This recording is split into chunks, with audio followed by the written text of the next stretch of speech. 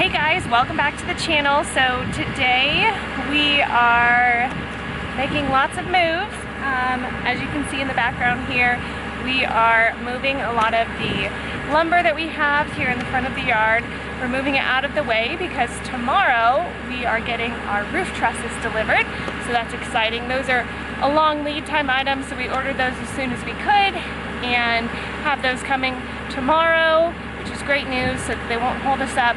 And we'll get to framing this week, and hopefully from here on out we just move quickly, move things along, and keep making progress on the project. So as you can see right now, my dad in the background, he's got the boom truck going.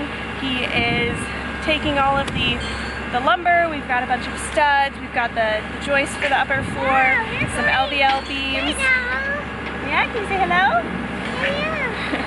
We've got some LVL beams, all that stuff here in the front. We're moving onto the truck, and we're going to move it towards the back, and some of it's going to stay on the truck so it's easy to unload as we need it, and so that we have space here up front for the roof trusses. There's quite a few coming tomorrow, so that'll be a big delivery. So I'll go ahead and give you guys a look at what we're doing.